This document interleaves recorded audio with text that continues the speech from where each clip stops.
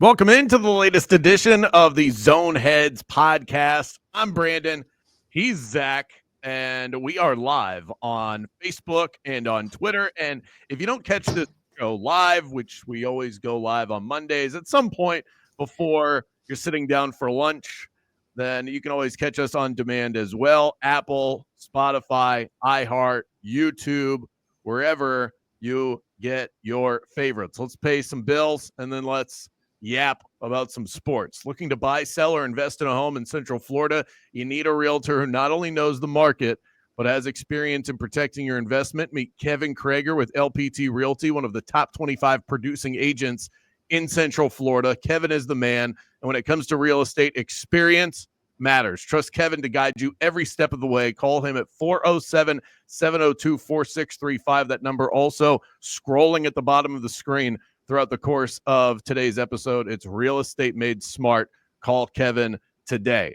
For those watching, I don't have my new fancy, adorable setup with the stuffed Funko in the background today because I'm actually in the iHeart Castle right now, returning to the scene of the crime for Zach Blobner, but he's back at his house. And I mean, ironically enough, I am in what they call the podcast studio, yet still using my own equipment so that we can talk face to face like this, because I haven't actually figured out how to use the iHeart podcast equipment yet. Well, I would probably venture to say it's less you and more the room that's the problem. But, without digging too deep, I'm sure there's plenty of blame to go around. But, hey, look, we're connected. We're live. We're doing our thing, man. And it's just a beautiful thing. Technology, like 20 years ago, folks aren't doing this type of stuff. So very blessed. And, again, as long as it works for us and not against us, happy about it. That was a lot less salty than I thought that tee up was going to be for you. So I'm impressed. I can tell my guy's been doing some meditating. Yeah, I've like got it somewhere inside me to want to pop off at the old iHeart, but I haven't yet. I know we've talked about it on past episodes.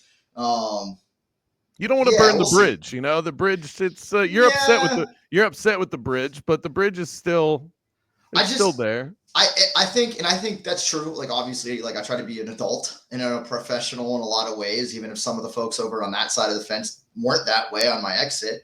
I think that at the end of the day, like, there's just nothing that's really going to grind my gears now that's going to push me to a level where I'm going to snap and kind of just go off on, some of the inner workings, the skeletons in the closet when it comes to that company. For me, it's like, it is what it is. Like, I moved on, they've moved on. In terms of bitterness, and listen, again, who knows if something comes up or happens that makes me feel some type of way, I definitely have my situation holstered to be ready to lop off. But we're all Gucci, man. We're feeling good. We're living good. Life is good. Yeah, you're a better man than I. I think if the same thing happened to me, I would be launching grenades over here. But I'm in the building early because the sales force over here is taking an interest in what we're doing. Nice. Over on the live show In the Zone, which of course you can catch from 3 to 6 p.m. throughout the course of the year, 3:30 to 6 p.m. during the NBA season. So I wanted to talk about something that the fam and I experienced this weekend before we get into the nitty gritty of the topics that Zach and I have discussed pre-show here. Full disclosure, I am doing an endorsement now on the air for the Valkyries, my own deal that I have cut with the team, and we're promoting the games and ticket sales and all of that stuff. And so they're partners of mine now. And I went out there this past weekend because, I do. So the Valkyries, by the way, are the Orlando professional volleyball team, and they play out at the UCF arena where UCF plays men's and women's basketball. And I went out there because we're partners, and I was also intrigued by the product. But you're trying to do right by your partners, and they treated my family and I like VIPs, and it was awesome. Outside of that, which was incredible, no matter the venue and no matter the sport and competition that was being played, we had such an incredible experience, and it is, to me, a reminder, something that I don't take advantage of enough.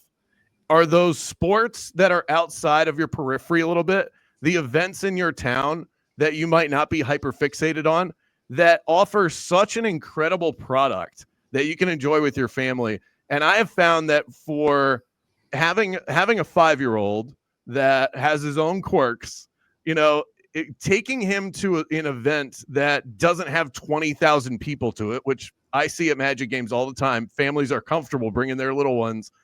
That kind of thing just kind of sets him off. And to bring him and the fam to a smaller venue that's much more, it seems like they're just sort of wrap your arms around the folks that are there. Like, you're able to go up and actually talk to and meet the mascot, stuff like that. So it was an incredible experience. He had a blast. We had a good time, and I can't wait to get back out there. But I know that, you've been somebody that has dipped your toe in that water out in Tampa, going to the events that may be off the beaten path a little bit, but it was just incredible. Yeah, definitely a special atmosphere that's still sports centric, but different than being at, you mentioned a Magic game, and I would relay that to a Lightning game, a Rays game, a Buccaneers game, even like a major college, like going to some of the games in the Swamp with the Gators, or, even watching like the Bulls at the Yuengling Center when they were hot in hoops last year. Like, it is different. But that being said, I did, when I started out at UF, start by covering women's hoops and then women's volleyball. And I just remember loving volleyball so much. And they won an SEC title that year. So, having success always helps kind of help with that atmosphere, no matter what. It's such a fun sport. It is such a fun sport to watch live. Because it's nonstop. It's like basketball and hockey in that way, where there aren't breaks. Like, you're going, bro. And they lay out, man. Like, they're not playing around. Like, they're putting their bodies on the line. And it is exciting. I mean, we just had the NCAA tournament here in Tampa last year, and we broke records with attendance. Shout out to the Tampa Bay Sports Commission. And not to say that it's only volleyball. I was going to point out, too, that I've been to some ECHL games recently. Obviously, you guys have the Solar Bears there. Like, I've been to a ton of those games, which are still major sports, but lesser levels. And, like, I've never not enjoyed my time at those. And I'm sure the Valkyries are just as much of a badass experience to go check out. Yeah, exactly that. I think bringing up the Solar Bears is a perfect example where you still have a crowd, you still have very real sports energy, but there's just something more. I don't know. It almost feels like it's like a farmer's market as opposed to going to the big mall in town. Like, it's just less overwhelming, and it seems like because the people that are working these games are so appreciative of every single person that's in attendance, because they're only drawing, if they get 5,000 people, they're doing backflips. And so, and I'm loose with the numbers here, but you understand the general point. Yeah. If there were 5,000 people at a UCF football game or a Magic game, like, you'd have heads would roll. That's not the case. So they are so excited when anybody walks through the door, they're going to wrap their arms around any individual, make sure that they have a great time. That sort of hospitality goes a really long way, especially when you have a family. My kid does not care about meeting Paolo Banchero. Right. He doesn't. Franz Wagner could walk up to him, give him an autograph. He doesn't care. But if the mascot wants to give him a high five, game over. Well, you go to a Magic game, you might run into stuff. Yeah. You're actually like walking up and meeting the mascot. So it's so cool. And the competition is awesome. Last thing on this, because for me, one of the reasons I'm so geeked up about this is on a personal level. This was such a full circle moment for me, Zach, because when I started in broadcasting, before I even got my internship at 96.9 The Game and with iHeartRadio, my very first job was camera work for a community college volleyball tournament. It was as low rent as it sounds. It was somewhere. Awesome. It was somewhere directly in between where you and I are. It was in kind of right before you get to Lakeland, wherever that's at. It's like where you're passing the dinosaur on I-4. Oh yeah, you're right by my spot. That's Plant City, man. You're on my. It wasn't quite neck. It wasn't quite Plant City, but it was close. Definitely closer to Plant City than it is to me. But anyway, it was in that range. So I drive out there. This is back in mid 2010. And I thought it was the coolest thing in the world because I got to, they put me up at a hotel and I got to go down to the lobby bar. People ask, what are you doing here? I'm like, I work in sports media. It was the first time I ever had a chance to say that. They paid me $25 a day to work this camera. Zach, I am still waiting for that check. 16 Ooh. years later. They Maybe have it's a not. good thing you forgot which the name of the school was. Maybe it's a good thing that we're like talking in Yeah. generalities. Well, I'm still waiting for that money to hit the bank account. So the fact that I was now at a professional volleyball game and they brought me onto the court at halftime and introduced me to the crowd, and I'm doing the old Queen wave. It was a pretty cool moment for yours truly. So I was definitely soaking Love that in. that. Yeah, man. And look, again, I think everybody's got moments like that. And I think I can't speak from experience, but obviously you referenced it. Like as a parent, I think that probably applies even more and more and heavier, being able to kind of connect in a different way at those types of events. Yeah, for sure. So you I don't know how much we can get into this, but we'll get into it to some degree. You had Yeah. you shot me a text that there might be things percolating in Tampa right now with the Tampa Bay Rays, and so I'm not going to go any further than that because I'll let you dictate how we take this conversation. But what exactly is moving and shaking out by the Bay? Yeah, so I shot out a tweet. I got some information from somebody that I trust that's helped me out at different points with different things. And look, I've got different folks around the Tampa Bay area and beyond, but specifically on a local level here that usually clue me into certain things. And for whatever reason, it tends to happen more with the Rays. But that being said, and I'll not that I have to put my resume up against anybody, but I had the Florida Georgia game coming to Tampa as they kind of take a break from Jacksonville while that place is renovated. I had that first. Nobody wanted to listen to me. It ended up happening. I had people berating me and saying it would never happen on Twitter. I had the outdoor game for the Lightning happening, and not just the Bolts, but the fact that the Panthers were going to host one too, and we're going to see hockey outdoors in Florida twice from the NHL upcoming. And I got shut down, we'll just say very officially, from some folks that didn't want that news out there ahead of time, and I'd already thrown it out there. Nailed that. The Rays, specifically the split city plan with Montreal that was happening. I mean, Stu Sternberg, the owner of the organization, still wants to know how the hell I got that. And I had that news. And those are just a few of the things, like I don't like breaking news. I don't even like talking about it. And that was when I was full-time working in radio. Like I'm not doing that anymore. So now I have even less pressure to be that guy that has these info pieces and is out there. And it doesn't affect me. So like when I sent that tweet out, I was ready to like spill the beans on what I had been told. This was on Friday, I believe. And then I was double checking some things. I was looking into it. And essentially I had somebody ask me to kind of pause on it and wait on it. And I was like, that's fine. Like, look, it's no sweat off my back. Honestly, like I'm probably not even going to check Twitter until this week, like the following week anyways. Like I got stuff going on. Like I've just been able to detach myself in a way because I'm not a reporter. Like I'm not being employed by a company that I could get in trouble with. Like I just bluntly don't care as much. That being said, I'm still a massive sports fan. I still love what we're doing. I still love being a content creator in a lot of ways. And I'm navigating a lot of that, but I'm still getting tidbits and I'm still getting news. And the Rays specifically are a team and an organization that I love and that is near and dear to my heart. So when I hear something that's massive, like I'm kind of wanting to get it out there, not because I want to be first or break news. And again, I've never been that guy. I'm not going to argue with you on whether or not I had broken news or I am. But what I will say is like I try to give info as I get it. And I've always said that no matter where I was at or what I was doing. I think from the fan perspective, I just want to relay that to y'all, to you listening, to you, Brandon, obviously, and like just people in my life, because I think that's cool. When I find out cool stuff, I'm not gatekeeping. I don't want to just keep it under my belt, but I'm also respectful in a way where somebody asks me from the right place to kind of chill on it and not use it, I will. That being said, don't necessarily want to sit here and quote unquote break news, but I would like That's to why talk. I put the question mark there on the graphic. Zach's breaking news. That's how that reads. I'm Ron Burgundy. I would love to talk in something I call educated hypotheticals, Brandon. An educated hypothetical where I can just ask you some questions, again, educated hypotheticals, and you can kind of give me your thoughts on it or react to it in a way where, if it were to happen, we'd be like, oh yeah, we chatted about that, recently, a few days ago, a couple weeks ago.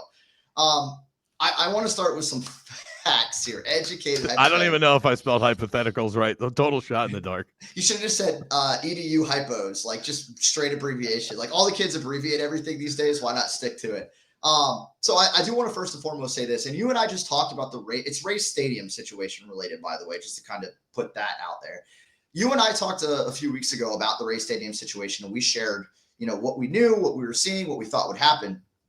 there are some contractual situations with the Rays in the city of St. Pete that essentially, if payments aren't made, if financial, agreements aren't met by this month, the end of March, that there's going to be like some void clauses and things happening where basically St. Pete's like, we're done, goodbye. And I'm not reporting that. That's out there. You and I, again, we saw and talked and read and were around different things that all pointed to that. So that's just info we have. That's factual.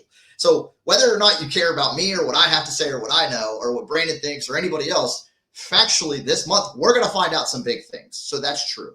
I think I shouted this out on the last episode of the Zone Heads podcast. My guy, Jay Retcher, used to co-host the show with him here in Tampa Bay. He's doing a great stuff with the Jay Retcher podcast. He's on all throughout the week doing a ton of fun stuff and having a lot of great guests. Every Rays guest that Jay has had on has said that they think ultimately Stu is going to sell the team. So again, that's more info being put out there by multiple people close to the team. So again, we know that this month something big is going to happen probably. We know that this month there are dates and timelines, and we know that there are a lot of people that think that that's, without having like concrete info, just naturally the end of the road, which I would say hypothetically is a very strong thing that you can probably expect to happen. Again, similar to what those folks have said. Now, I think it's interesting because throughout this whole thing with the Rays, we've heard everything from like, oh, they're going to be a split city plan with Montreal. They're going to go to Charlotte, Nashville, Portland, like you name it, right? We've been through the gambit of things. Orlando has been a fun chat for us.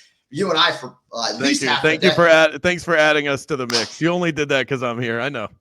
And but it has been an interesting part of the conversation, right? Like there's been all these ideas and things, and just even on a local level, Tampa versus St. Pete versus Tampa, where could they put it? What could they do? And the Rays, ironically, playing in Tampa this year because of the hurricane situation at the Yankees Stadium, but nonetheless right next to the Bucks and having like a Tampa feel for the first time in their history. So all of that is worth thinking about and keeping in mind. What I would say is the next piece of information is like, all right, well, people expect Stu to sell. Like, when and who's he going to sell it to? Again, I think we have enough info out there that you can figure it out. It's probably going to be this month, right? So I'm not reporting that. I'm helping y'all. I'm giving you the breadcrumbs, folks. I'm giving you the breadcrumbs. So let me help with let me help with the breadcrumbs. See if we can maybe turn these into some croutons. Throw them on a salad. Okay. What I'm hearing is that we have some finality to what has been a long drawn out process of where will the Rays play next and what will the stadium situation look like. That at the end of the month, and we're at March 3rd right now, so we have a little bit of time. But when we get to the end of the month, perhaps somebody else is in a position where they're the ones that are making that decision. I would say that expectation existed 2 weeks ago for me without talking to anybody. I would say that I feel as good as I've ever felt about that expectation today. Let me so then the implication here, and again, it's just implied that Stu Sternberg would be selling the Tampa Bay Rays. Why is it that he would want to do that? Is it obviously you're going to make a mint whenever you sell a team? So this answer could be as simple as money. Or is it the headache that has gone into this entire process, that if this entire engagement with the city of St. Pete and the desire to slide over to Tampa met with a little bit of resistance there, at least not the open arms that you would hope for, that if that wasn't there and this whole process was easy, would we even be having this sort of conversation? So I think part of that question was like, why now, right? Like why? I mean, why in general? Why in general? Yeah, I think to that point, the timeline is gone to figure out a stadium. It doesn't exist. So whatever happens next for the Rays, even if in a crazy world they were able to figure things out with St. Pete, like just whatever happens next with the Rays, the timeline is evaporated. So like in terms of actually building a stadium, they're not going to be able to do that in time to open it realistically by when they need to. So that's already going to be messy. So Stu probably doesn't want to deal with that. You mentioned he's going to make a boatload of money, and every day he waits to sell the team, or has to this point in general, he's made more money on the team. It just naturally, like a lot more. So he's going to make a ton of money. I also think that when you're trying to converse, right? Like, I don't think Stu has a great relationship with the city of St. Pete at this point. I think that's a safe thing to say, right? Like, again, even if I didn't know anything, you can just look at how the situation's unfolded just the last 6 months, let alone the last 10 years. And that's a safe thing to say. Tampa, I'm not going to say Stu doesn't have a good relationship with the Tampa side, but not to the point where anybody's ever tangibly like done what he wanted. They've never been amicable in the way where they're agreeing or meeting him where he wants them to on the Tampa side. So Stu's out of people to talk to. He knows he can make a ton of money, and he's out of time to figure out something new or different things, essentially. Like, or he would be technically at the end of this month. So let me break in. Why would it, in the implication that somebody else would swoop in and buy the team, why would they then be able to figure it out where Stu isn't? That's a great question. And I can tell you, like, bluntly, I don't know the answer to, in this hypothetical, educated hypothetical. I don't know what the plan is for whoever were to take over or own the team or buy the team from Stu. Again, in this educated hypothetical, I don't know what their plan would be, because you still have to figure out a timeline, money. Like, you would hope, right? And you would hope that from a logical standpoint, if somebody's going to buy Stu out, whether it be in Tampa or elsewhere, and again, educated hypothetical, like, if it was elsewhere, I'd probably be a lot more distraught right now, and I'll just leave it at that. Educated hypothetical, like, whoever were to buy the team from Stu Sternberg, you would think they would want something figured out. You wouldn't just buy it and then be like, oh crap, we have to figure out where to go, what to do. You would hope they would have some type of an idea with some concrete like projections, right? So, like, I'll be honest, I don't know anything about the plan, assuming that this month is Stu's last as an owner in this educated hypothetical, because it's been messy for 20 years trying to figure this out. To all of a sudden think there's this magic wand somebody can wave and have it all situated feels crazy to me. But I have to imagine that if somebody, again, educated hypothetical, if somebody locally were to buy this team, the Tampa Bay Rays, and when I say locally, I'm closer to Tampa than St. Pete, just for those of you figuring out where I'm at when I say locally. Plant City, people. Yeah, not Plant City, though. Where all our money's into the Strawberry Fest this month. By the way, come on, check it out. Love the Strawberry Fest. So can I wait, time out. Quick, time out. We'll Call get to time out. I'd made the joke to my wife Mallory that I said she had brought up that the Strawberry Festival was happening out in that area, and I said, it gets pretty lit over there. I thought I was cool just using the word lit. Then she started rolling down the set list of the artists that are out there. Turns out, not sarcastic. This is actually lit. You got Nelly's out there. Yep. And the other people I've already forgotten about, but I know that it was quite I think I heard like Boys to Men is performing. Reba McEntire just shut the city down a few days ago, brother. That's insane. We've had Taylor for Strawberries. Swift. We've had Leonard Skinner. We've had Train. We've had Ludacris. This is crazy. The folks. Let me tell you something. Play City don't play around, baby. We don't play around. Big Fruit loves promoting strawberries. This shit would never happen with blueberries. Never. Anyway, continue. No, you're right. By the way, I got strawberry beer in the fridge. Sounds weird. Tastes fantastic. Wow. Everything's strawberry in Plant City almost all year, but definitely this time of year. All right, the Rays, Stu, potential selling, what that looks like. So what I would say is, I don't know on the other side, whoever were to, again, educated hypothetically, buy the team, what their plan would be. But, like, why would you buy this team, the Tampa Bay Rays, if you didn't have something figured out or something you felt really good about being able to figure out? And as messy as this situation is, again, you have to assume that in this educated hypothetical, those people would have it figured out. I don't know what it is. If I did, I'd be a richer man, a smarter man, a more informed man. But I also know that one of the things that Rays fans have clamored for is for Stu to sell the team. And if that's how fans feel, I just think that there's a high likelihood in this hypothetical that we're talking about at some point this month that somebody who has more freedom than I do will share information that'll make those fans happy. Okay, well, first of all, don't sell yourself short. You might be right about the finances, but everything else that you said, it feels like, that describes you well. You're a smart man. You're a talented man. You're a free man on top of it. I have put together the graphic to summarize everything that you were saying. Hypothetical, someone in Tampa buys the team and keeps the team in Tampa. Boom. Yeah, I mean, again, educated. If I had to cliff notes what you just said. It's an educated hypothetical. I wish I had more info on, like, official, but I couldn't announce anything officially anyways, because I'm not Well, you could. employed. You could. Well, no, because nothing's official until I'm not it is. pressuring you. I'm just saying if you wanted to do that, you could do it, but you have to do it within the comfort of your sources.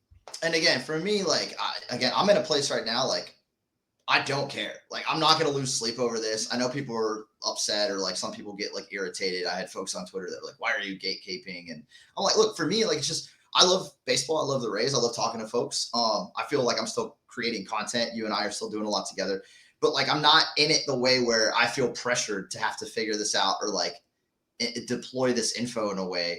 So as I like feel comfortable doing it with the people that are sharing it with me, I will.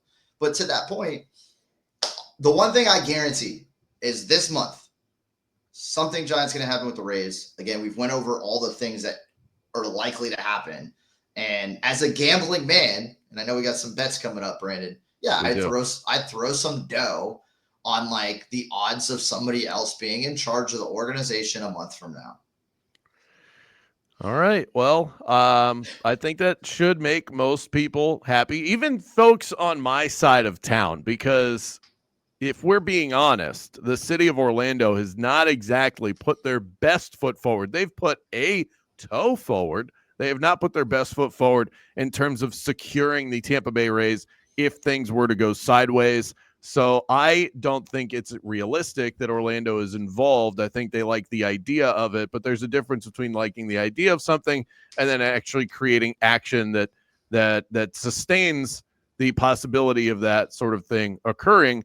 So the most likely scenario is if somebody else were to swoop in, someone that Zach is not hypothetically talking about, they would buy the team and take them elsewhere. Why would you even want to deal with any of this? Get out of the state of Florida. There are other cities in the country that will support a baseball team at a very effective level. Nashville, Charlotte, all these places. Like, obviously I'm biased and I would love to see a team in our backyard. A baseball team at a professional level would thrive. And Nashville's an incredible city and an incredible sports city. Charlotte, same thing. Really cool place. They have already shown that they can support minor league baseball. So, of course, they would support Major League Baseball. All these places would crush it. So the fact that you have somebody that might hypothetically swoop in and buy this team, that they would want to keep them in the Tampa area, is really big for not just you, Zach, because you're closer in Strawberry Land, but for me as well, closer to the Mouse's house. Yeah, and then real quick on that, like you and I, just another tidbit we didn't mention this week, but we have in the past when we're talking about this. Major League Baseball, Rob Manfred, they want baseball in Tampa Bay. That's a huge element to it. They also want baseball in Nashville, but as an expansion team where they can make more money off of the whole deal versus having to move a team. Major League Baseball isn't making money like that off that in a way where it makes sense. Like, it always is going to make sense to expand and add a couple teams, whether that be, I think Nashville's the top of the list, obviously. But then maybe they add one in Charlotte or Portland or wherever else. But that plays such a massive role. It's different. And that's where I think it's different than the Oakland Athletics, who obviously are doing everything they can to get to Las Vegas. And again, that's messier than I ever thought it would be. But as you and I chatted on a previous episode, not to continue to look backwards, it's not as easy to build and buy stadiums these days. It's not just the Rays, even though everybody thinks it is. So let me give my 90 seconds Orlando Magic update before we skip ahead to our bets. And Don't cry. Don't throw up. I know, bro. The Zone Head posts, and not just you, the Zone Head group Facebook posts have been the most depressing part of my life for about a week and a half. Like, y'all are spiraling, dog. And I know the team is too. I mean, but like, well, there you go. And I'm worried about you guys. It's not just losing games. It's the inability to do the most fundamental thing in basketball, which is to get the ball to go through the rim and swoosh through the net, has become virtually impossible for this basketball team. Just think about what the last 5 games have entailed for the Orlando Magic. You got a game against the Memphis Grizzlies, really good team. That's a true test for the Orlando Magic. They're up by 17 late in this game. Memphis comes barreling back, and Ja Morant, who had been quiet all night, gets hot at the end. Memphis wins that game. Then you beat the Washington Wizards. Who cares? That is the worst team in basketball. Now you are all ramped up, revved up, and ready to go for national TV against the Cleveland Cavaliers, the team that ousted you from the playoffs last year. They got smacked. It was the worst loss of the season, and you did it in front of the country. And then you bring in Steph Curry and the Golden State Warriors. Another 17, 19, I can't remember the exact number. They're up by 17 or 19 at one point in this game. Steph Curry, I did the math on this, Zach. That was a 1.4% Steph Curry performance. As great as he has been, he has only scored in the 50s 1.4% of the time over the course of his career. Well, he did it that night. Now, it was awesome if you were in the arena because we got to witness greatness. However, if you're just looking at it from the Magic view, you lost the game and another opportunity to win against an impressive opponent. And then, perhaps the worst of all, was the double gut punch that the Toronto Raptors were able to deliver to the Magic. That was the ugliest game I have watched all year. It was just foul, both ends, foul, parade to the free throw line. It wasn't a good watch. I felt bad for the people that were in attendance. But you're down by, here comes the number 17 again, down by 17 with 4 minutes left to go. People are exiting the arena left and right. And then somehow the Magic waited 44 minutes into the basketball game to play anything that resembled good NBA basketball. They come storming back, 20-6 run. They're down by 2 with possession of the basketball. Jamal Mosley calls up a beautiful play for Franz. He gets to the cup, and it rims out, and the Magic lose by 2. So in a game they didn't have any business even being in, you still gave yourself a chance to actually win the game, and they lost. And so now they've lost 4 of their last 5, and this is why hopelessness has set in. People realize that the season is effectively over. Either you don't make the play-in or you get bumped in the play-in, which is a horrible ending to this season, or by some miracle you make it into the playoffs, and oh, by the way, here's your gift. It's the Celtics or the Cavs who are probably going to eliminate you in 4 games. So how are you supposed to feel when you walked into this season thinking we were the 5 seed last year, probably going to be better this year? Absolute failure. Now it's injury related, but still fans are frustrated because they're paying attention. They are devoting their time day in and day out, and there's no reason for optimism right now. Feel better? I don't feel any better. Depressed. This is the depression that you're talking about. I know. Just throw up your hands. It's fine. You're not Dallas. You're not Dallas. That's like the nice thing I can say. You're not Dallas. I know, but I don't think even a mildly delusional Magic fan didn't expect championships this year. You just want to continue to see your team get better. And this team has gotten pretty significantly worse from where they were a year ago. And they have the 2 main guys back. So injury is part of it. You don't have Suggs. You don't have Mo Wagner had been one of your best players off the bench. All of that is true, but you have your 2 superstars you expect to be playing better basketball. They're on a 7-game homestand. They can't get it right in front of the fans. Wait till they take this thing on the road. They have a 5-game road trip coming up against teams like Houston, Milwaukee. I mean, the way they're playing right now, this is not going to go well. So I don't have any hope for you. Just they have to figure it out. Let me ask you this. Is the trajectory bad enough? And we've talked about how the front office of the Magic, they're hell-bent on just keeping the core guys together and like running with their formula, right? Is the trajectory, and I guess if not, like how bad does it have to get or become to where it gets to like, all right, blow up the team mode? Not Paulo, because like he's your superstar, but basically if you're like, okay, he's the guy and we're going to figure out everything else around. Like what's a world where we hit, all right, I'm out of the plane on this with my superstar and we got to figure it out from scratch? I think that could happen by the end of the year. And so from your perspective, somebody who follows the team, but you're not living the ups and downs day to day. You don't feel the agony of the highs and the lows. You follow the team from a wider view. I think it's easier to look and go, obviously this isn't going well. This is an assessment sort of season. And at the end of the year, if you haven't met your goals, then it's time to shake things up. and basically decide, okay, Paolo and Franz are your pillars, and you've got to move the chess pieces around those guys. I think it's when you take the wide view, you're able to remove the emotion of it and just say that's exactly what needs to happen. So yeah, by the end of the year, to your point, that is the decision that they're going to have to make. And if they don't, then people are going to lose their minds, because the front office has to get aggressive when you have players as good. And I think it's important to point out that Franz is part of that discussion. To me, it's two guys. Okay. You have two stars, Paolo and Franz. And then Suggs should be, but his availability has been an issue. Hard to be a superstar if you don't play. And so he becomes part of that. Everyone else, it's Paolo and Franz and then everybody else. And they're going to have to find a way to mix and match some pieces when they get to the offseason. But that doesn't slow down the hurt of right now and what fans are paying attention to day to day. Zach will cap it right there and wrap our episode as we do with our Zone Heads bets.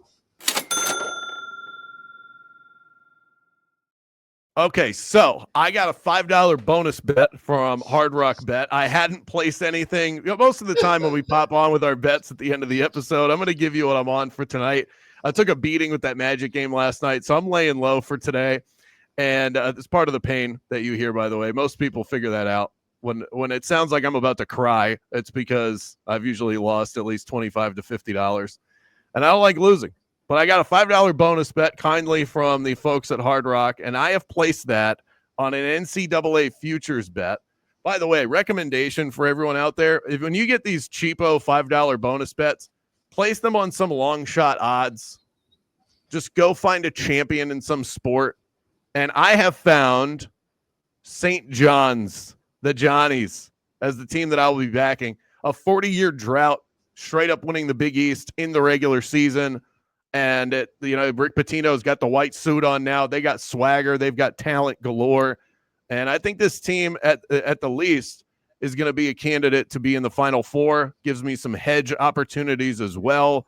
25-1 right now to win the championship. So a nice $125 payout. That is my bet for this week.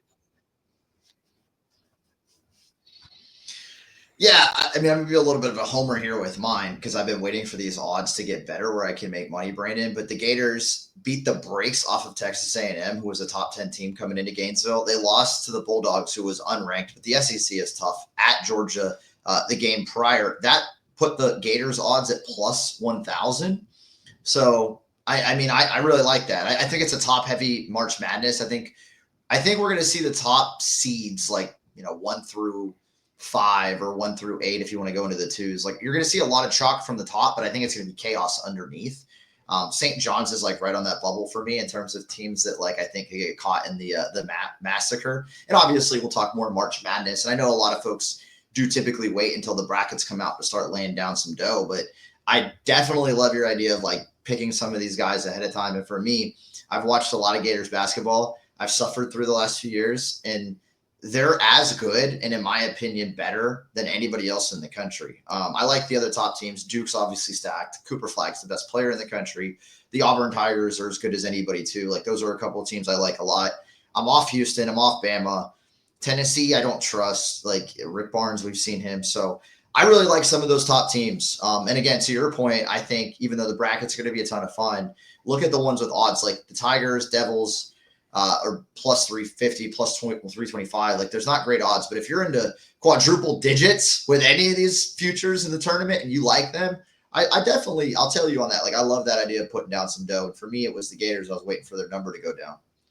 Yeah, I think the champion right now is most likely going to be Duke, Auburn, Florida. And then I would put one of those oddballs that isn't, they're not really, because they've been great all season, but not a lot of people are going to have the champion of their bracket being St. John's, going that route, because a lot of these teams are going to end up, there's always somebody unexpected that sneaks through. And with the season that St. John's has put together, the Big East is not the kind of college basketball conference that you can just sneeze at. Look at what they have produced with UConn.